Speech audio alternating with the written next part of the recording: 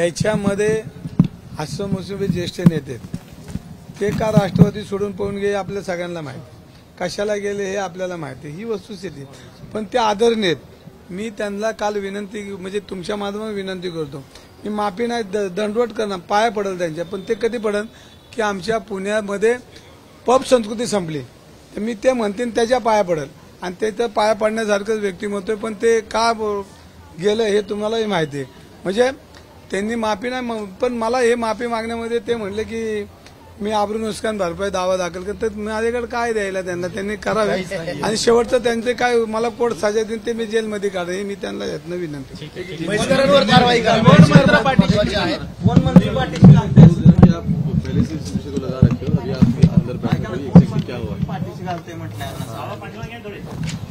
आणि दुसरं असं आज पोलिसांनी सांगितलं की एका लोकसेवकाच्या सांगण्यावरून तावरे सॅम्पल बदल, तो लोकसेवक कोण आहे नेमकं? बघा, आता चौकशीला जो अधिकारी आता आहे त्याचे मी मनापासून आभार मानेन, कारण त्यांनी आतापर्यंत तपास बऱ्यापैकी आणलाय.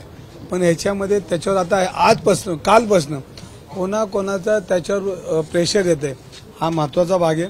आणि याच्यामध्ये प्रेशर न येता सखोल चौकशी झाली पाहिजे, दूध का दूध पाणी का पाणी झालं पाहिजे, हे माझं मत आहे. आणि याच्यामध्ये अनेक पोलीस अधिकारी ह्याच्यामध्ये काम करतात. हे अग्रवाल कुटुंब डिफॉल्टर कुटुंब आहे, त्यांनी अनेक माया गोरगरिबांच्या जमिनी काय खून केले, अनेक प्रकारे या अग्रवाल परिवाराने ह्या पुण्याला वेठी झालेलं आहे.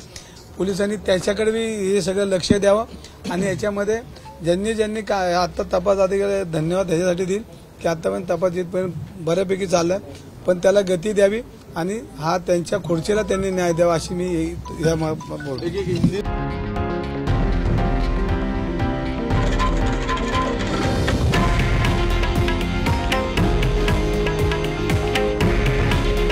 हे आहे देशातील नंबर 1 न्यूज नेटवर्क आणि आपण पाहत आहात TV9 मराठी.